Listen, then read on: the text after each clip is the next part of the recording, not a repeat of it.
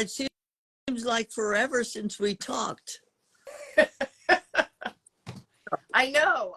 Uh, I was so sad to miss last week, but you had something going on as well as me, right? yeah. Life is busy. The many interviews that you are doing. Yeah. It's amazing. Okay. So how has all of that been going? Fill in our listeners to all of your many, many global interviews that you have been doing. It's absolutely awesome. I can't even begin to stretch my mind around it. I just have to accept what's happening is in the divine order, because it's just awesome, you know. It's so huge. The response is so heartwarming and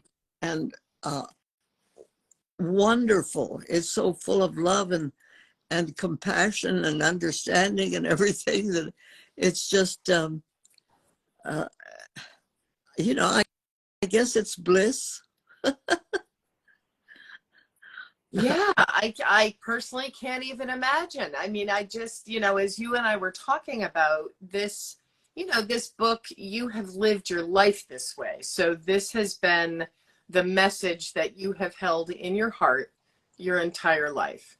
Yeah. And you have now, for whatever confluence of energies that came together at just this time, with Doug coming to you and saying, it's time, let's write this book, I'll help you get it out there, and just the whole thing.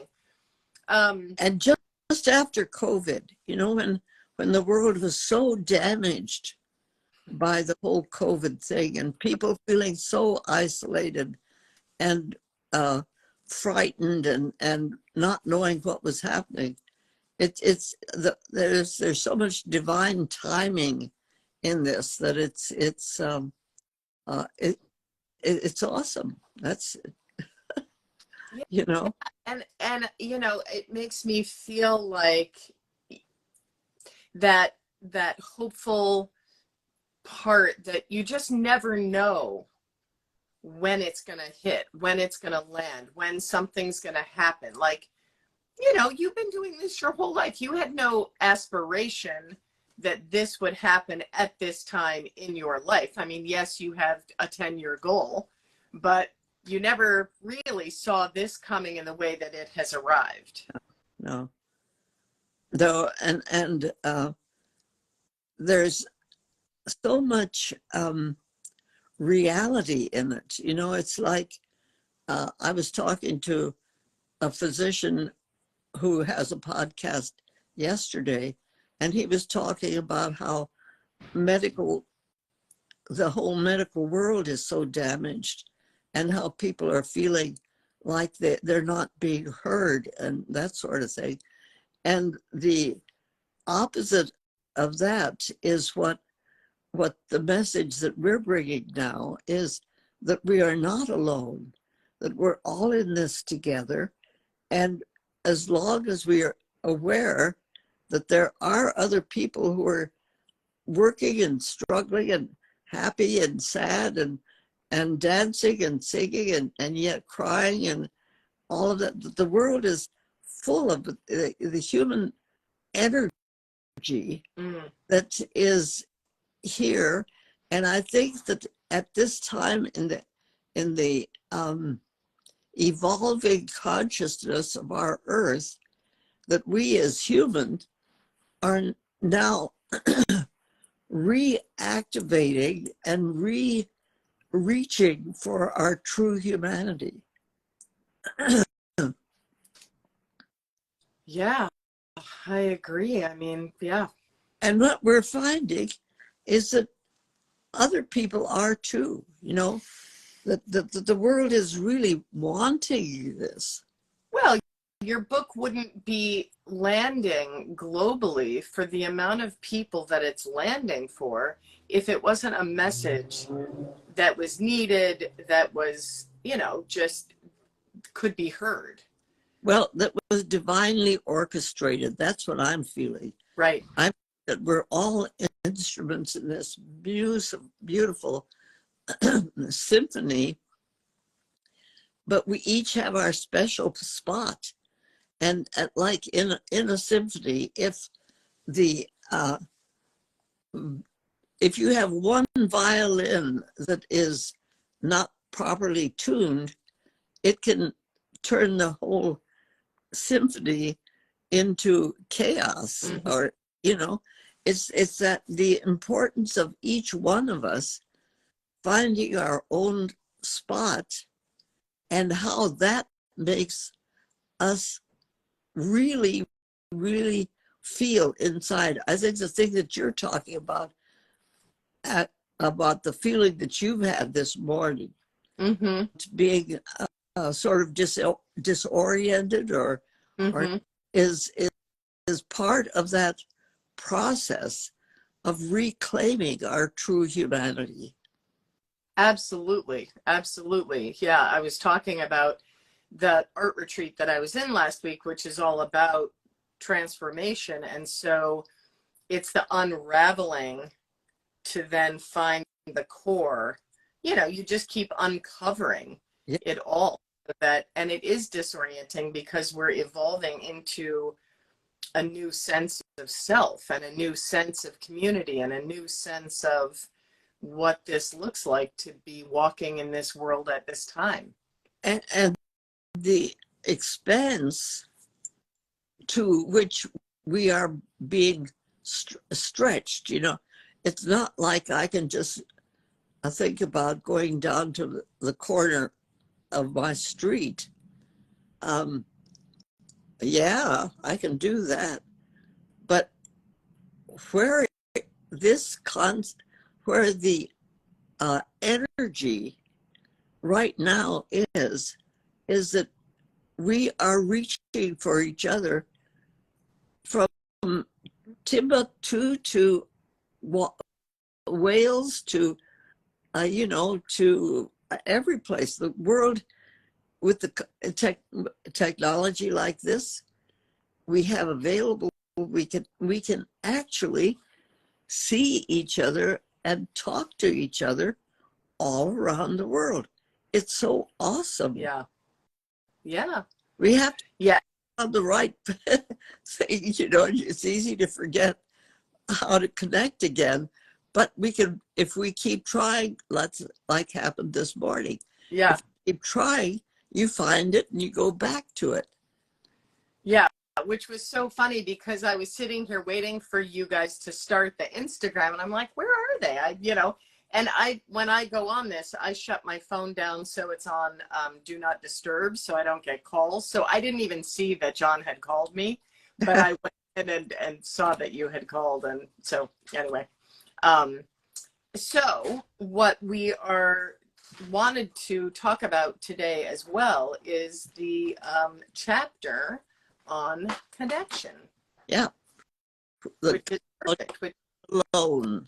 Sorry, you are not alone, which right. is, yes. So talk to us about that. I mean, I know we just were, but in the context of your book, and if people haven't read that yet, where you're coming from with You Are Not Alone. I am contacting the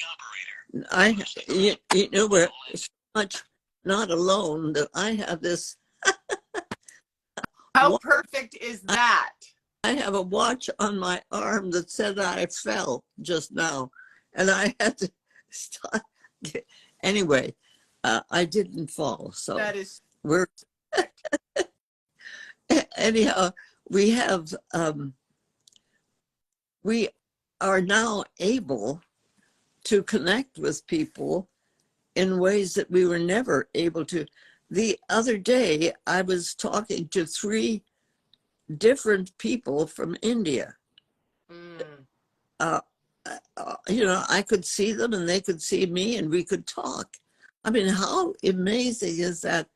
When I didn't even have a phone when I was a kid, well, all the way through school, well, I guess somebody had a phone up on the hill, but who do you talk to? I mean, anyway, it was, and now we have the ability to connect with each other in ways that we've never had before.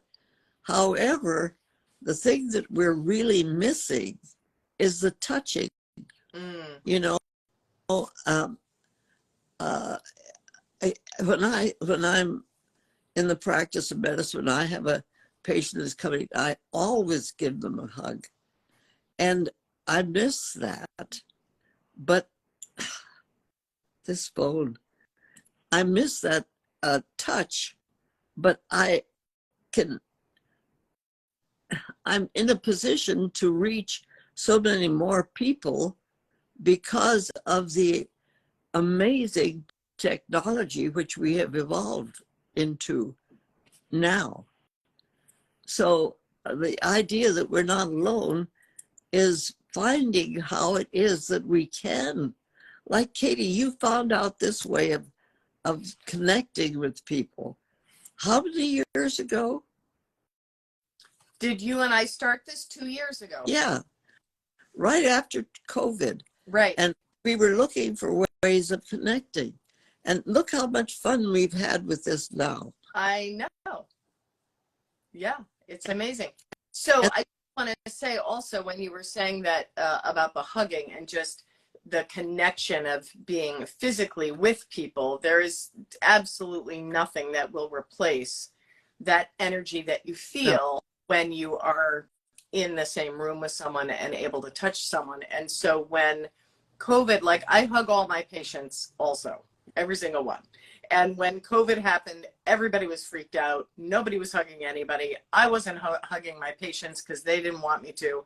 And it was so weird. And so now that I've started, you know, people are back and, you know, and I'm hugging, and it's just so sweet because there are people that are like, yay, the hugs are back. I'm so happy about that, you know? And so it's, you don't realize that you miss the human touch until you don't have the human touch. Right. Yeah. Which is a very important thing, you know, because we don't know what we're missing until we find out that we're missing it. You know, it's the whole, remember we talked about how it was in working with this book, how it was to try and describe what love was. I mean, it was like the idea that if nobody has experienced love, how do you get them to understand what it is? I think it's sort of like having a person who was born blind and trying to explain to them what the color green is. Right. There's certain things that our human ability is evolving and developed into a way in which we can sense and be aware of aspects of ourselves that we never tried to explain before, although the concept of love has been written about and songs have been written about them and about love, and artists have painted, you know, we've been trying to explain to each other love is, and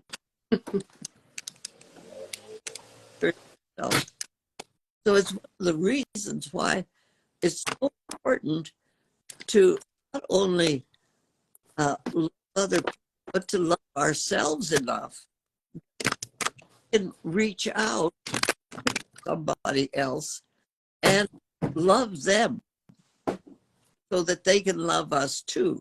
I mean, that connection is so important.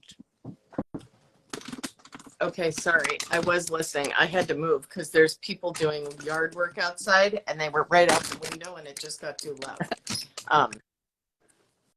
Yes. Yeah. Yes. So to your point about not knowing what, so I feel like during COVID, we had never experienced that before. No. And So while it was this new experience of isolation, out of it came this connectedness, the ability of people to connect in a way that they never had, even though it wasn't a physical connection, it was a technological connection. And I also feel like if, I mean, you had to understand that we are all connected as beings on the planet when you see the way a virus spread from Right. all the globe. I mean, we just are so connected. There's no way we're not. So, Right. yeah, I found that fascinating. And nobody's better than anybody else. Right. I mean, we're all human, and the virus doesn't care. It's looking for a human, and it'll get it. But Right. also, the amazing part of this too, for me, one of the interesting parts of this is that when we had to wear masks, the only part of our selves that could really see each other when we were in a group, or when we were, the whole business of wearing masks was so offensive to so many people. And yet, when we look across the world, women have been just able to live live with masks for eons of time. Mm-hmm. Women have been put in the position where the only thing that they're supposed to show to the rest of the world, particularly to the men, has been their eyes. And now, when even men had to get into that position, it infuriated them. People were so angry about the whole COVID thing because they couldn't really see the other person's face. They could just see their eyes. It was a whole new thing for thousands and thousands of people. Mm. And yet you had to learn that because that's the way it was. Right. But do you think that, some of those men that were agitated at having to wear a mask really had the consciousness to put themselves in the position of, think of all these women that have been covering up their faces for all millennia of time? I hope so. Yeah. I hope so, because we've been femifesting since the beginning of time, and yet so much of who and what we were and are has been covered up. Right. So finding out that we're not alone is finding out how important it is to really understand other people, that this is another person, but they're like me. I'm them and they are me, it's the connection that is there.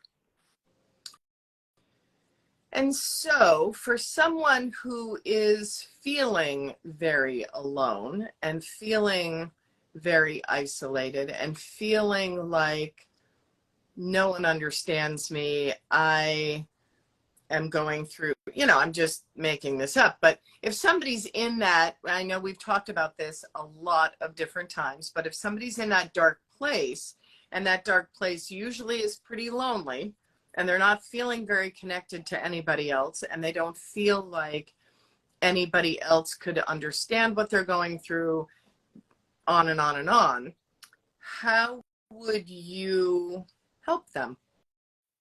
What would you suggest for someone to open up that possibility that we are all connected and you are not alone?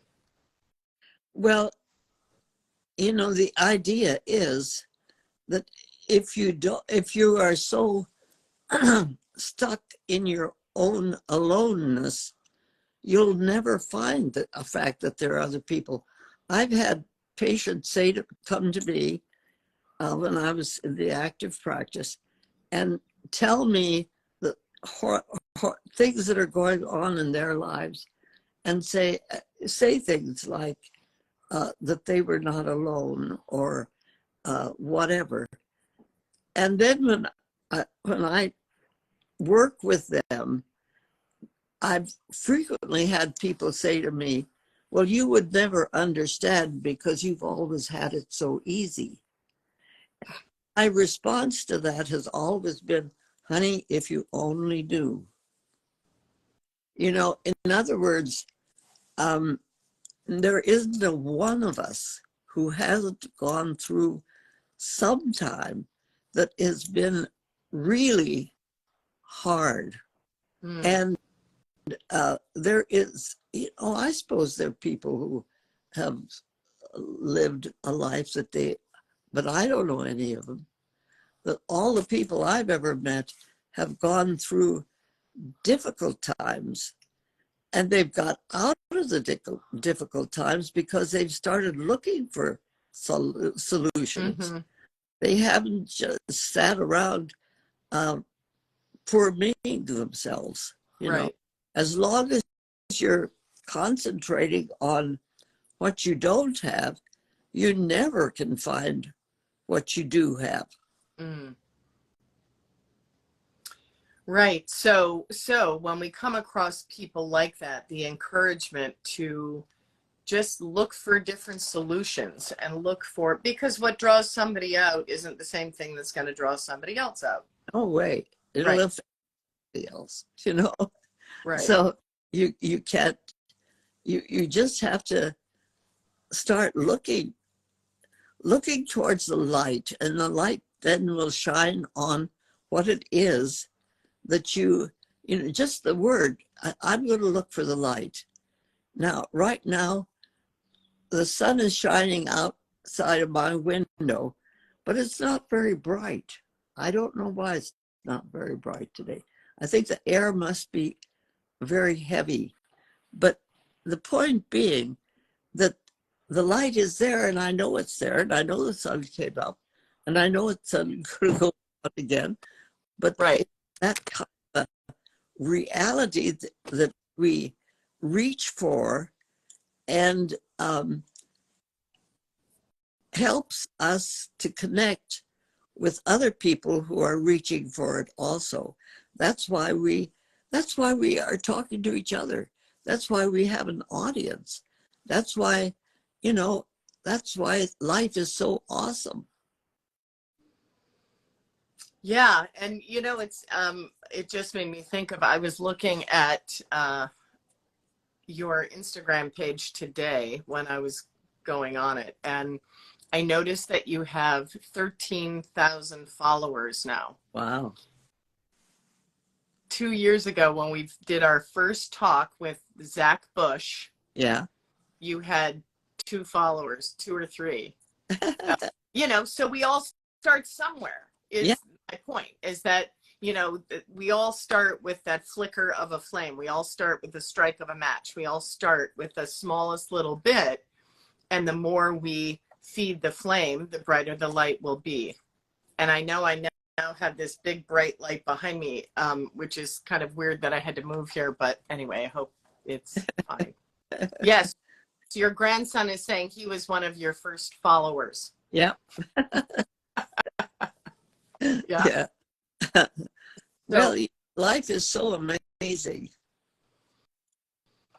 Well, and I had my friend, we were up in Vermont this weekend for a summer solstice party, and it's called Dancing on the Land, and there's a band and everybody just dances and we have fun. And so I was saying goodbye, and she is my dear, dear friend. We were chiropractic school together, and we were hugging each other goodbye. And she said, thank you for being a thread in the tapestry of my life. Wow. And that is exactly what you're talking about. Yeah. And you know, that we are all the thread, we are all the puzzle piece, we are all part of the whole. Right, right.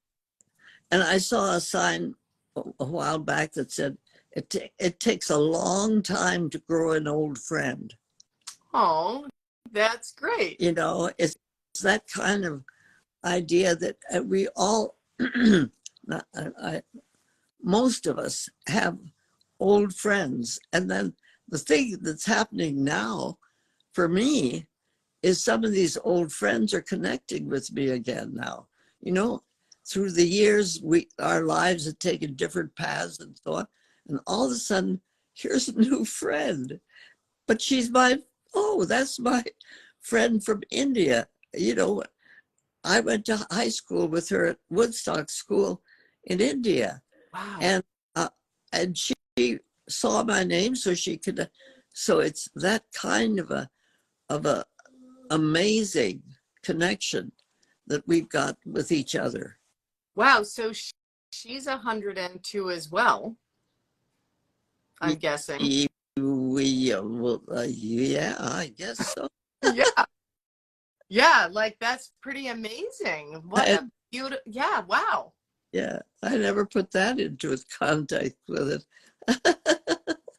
Anyhow, yeah, it's so amazing that we have friends who we're really close with for a certain time, and then life goes on. Sometimes there's a falling out. Sometimes it's just that they're moving away, you know. But life, as we continue to reach for each other, we can find each other. See, I have the theory that one of the reasons that these young men, I think we talked about this before, but these young men are shooting in the classroom, maybe is because they've never known what love and death are all about. Maybe they are young people who have had the technology enough that they have watched a hero on the TV be their hero, and then they die that day, and the day they're alive again, and then die again, and then the next day. So they've never really experienced the death of a pet or a parent or something that has really impacted what they love. If their love has, or if they have not had a loving environment, so life has been traumatic for them, and they have been injured and so on, but they have never really understood what it was like to have some loving person or being die. They wouldn't, it wouldn't mean anything. It doesn't mean anything if you come in and shoot people and turn around and shoot yourself, because you're going to come back, you know, like on the TV. It's that sort of thing. So that's why I'm still talking about the importance, I think, of having dogs in the classroom.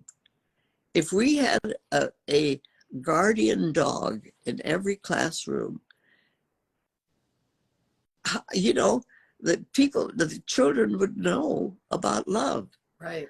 And the dog would know. You know what? We'd have a whole new profession. First of all, you have to have dogs that are hypoallergenic.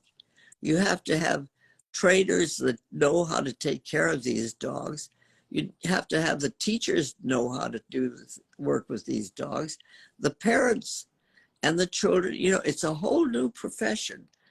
And I think that somebody along the line here might really latch on to this idea and champion it so that we can actually do this in the classrooms. We've got therapeutic dogs that help veterans. We have them in the doctor's offices. We're taking them to the hospital. Why not take them into the classroom? You know, Your grandson just said, my friend is in England in private school and they have dogs in the classroom. There you go. You know, so why can't we really do that? Make it a priority. If you're looking for something to love, find it. But you can, in a classroom, put one dog in a classroom. I don't care what age Right. the person is in the classroom. If you put one dog in that classroom, it would change the environment entirely. Okay, my dear friend, now that you are becoming even more globally and world famous and well known, you have the bigger platform to get this thing going. So yes, maybe somebody is going to pick up on that. If somebody is looking for a really important piece of that's missing in our culture, particularly in our country, because that's where we are, and they want to do something that will really help and create a ongoing healing process, think about it. Think about being the one that puts dogs in the classroom. Wouldn't that be wonderful? It would be amazing. Yeah, so wonderful. Yeah, and that again, so coming back around to your idea of, or your thoughts and words around we are not alone. I mean, animals have always been a connecting, they've always connected us, and they also connect us back to nature and back to just the fact that we are animals, and that, all vibrate at this energetic level, and which is why dogs can pick up on, and other animals, but we're talking about dogs, can pick up on certain energies, and children and people and the whole thing. And yeah, that's great. They're tied in with the life force of the earth. Yes. The universe. We're all in this together, like your friend said, that thread of life that connects us. Yeah. Wow. So good. So good. All right. Right. And you are more connected now than Ever. you have been. Yeah. Oh, it was so wonderful. And speaking of connection, and that we are not alone, and that always brings me back to thinking about our bodies, and that our bodies are just a reflection of the energy that's out there. So we are, macro to the micro. Right. So the stem cell, I'm going to keep bringing us back to the stem cell, because I just think it's so amazing that you have, just embarked on that, just to see what is possible in the realm of regenerative, the human body, and how regenerative it is. Right. And I've got another stem cell coming up, I think, in a couple of weeks. Oh, good. So you've made another appointment. Yeah. Great. So I had signed up for 3. Okay. At different times. And so I've gotten the first 2, and now I'm looking for the 3rd. So it's a living process. It's not some dramatic thing that all of a sudden I'm young and victim of that. It's like with life as it's always been, it grows. And so the way I look at it is these new stem cells are coming in to give energy to my old stem cells who are kind of tired. So it's a process of reconnecting and ongoing life force. Right. And just strengthening that connection. Right. So would you say that, as sort of a, well, how can we help? What can what can I do as my one little person over here in my office? I know that I'm speaking to you and there are people watching us, but when we feel like, well, what difference can I make? How can I feel like I'm connecting to a greater whole?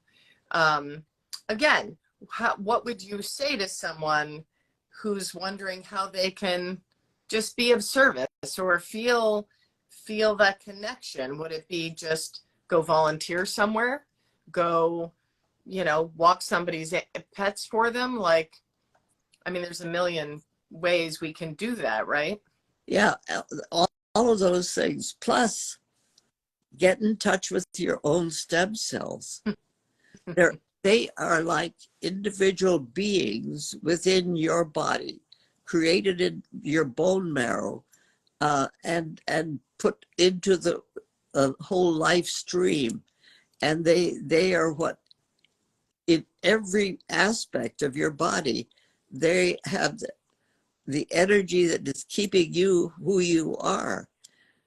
If you have a damaged place, or if you have something that needs energy, talk to your stem cells and have them go there and see what they can do. Because when you get an infusion of stem cells, they go to places within your body where there is some damaged tissue. And that's where they start their work. And the fact that we've had this process going on within us since we were conceived, Mm-hmm. and it's an ongoing life process. The stem cells are the basic cells that keep life energy moving within us. And most of the time, we don't even, you know, you have to stop and think about them and send that. You don't, it's a good thing to stop and think about them and send your thoughtful energy and your loving energy to stem cells who are within your body, working to keep you healthy, so or to keep your life force going, so you're not alone, even if you are alone. In Right. other words, if you even feel like you don't have anybody, you still have yourself. And most of the time, we don't really appreciate how beautiful and wonderful and loving and everything else we, as a person, we are, if we actually accept that and pay attention to it. It takes time to get understand this. I was 93 before I really accepted my own voice and the strength of my own voice, because I'd been, told when I was in grade school that I was stupid and I couldn't read and I couldn't write and all that. So there was a damaged part of my being. Really, I was writing books and I was saying things, but I didn't really, in my deep self, I didn't trust that until I had the dream when I was 93 that said, oh, okay, yes, I get it now. So not it's not a time thing. It's not a race with anybody else. It's not something except the really inner, deeper aspect of our true human energy that is reaching for our true humanity. And as we continue doing that, that's what I'm feeling in such awe of right now, that the world is full of people who are really reaching for the depth of their soul and their own true humanity, and they find it within themselves and with their people around them. And the life energy, whether it's a dog or a plant or whatever it is, the light energy is constantly moving around us if we pay attention to it. It's interesting that so at 93, when you found your voice, and you just said that you had already been writing books and putting your great messages out there.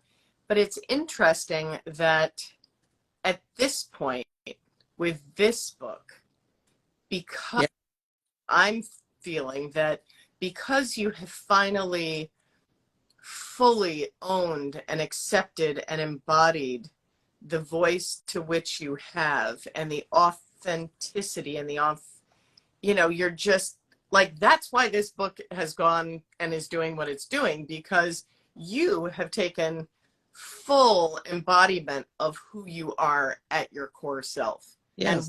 And beautiful way to see that come alive in the world. Yes, and actually enjoy the fact that this kind of growth could happen. I mean, Right. Whoa. Right. It's amazing. It is amazing. It is amazing. You're amazing. It's amazing. It's all so good. Yes, we all are. So I would like to end with that thought when you and I were talking before, and the analogy that I was talking about of, jumping into the river of change and just following that, right, that energetic stream that you are currently in. You are in this current of energy that is putting this beautiful message and words out to the world. And I feel like, and I still haven't come up with the name of that darn movie that I was thinking you are, but you're like you're in the lead boat and you're the queen, and we are just jumping in inner tubes on the side, and we are joining that party. So I love it. Let's just have a big river party.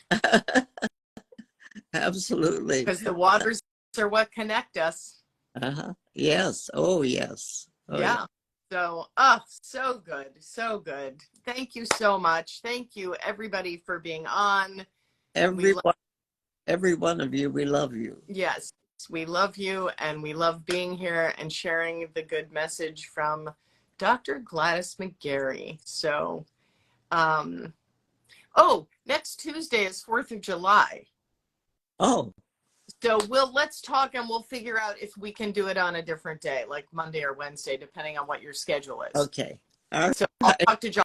So everybody out there, we will not be here exactly on next Tuesday, but hopefully we'll come on a different day next week, and we'll be able to have a nice chat with you all. So Gladys, I love you. Have a great week.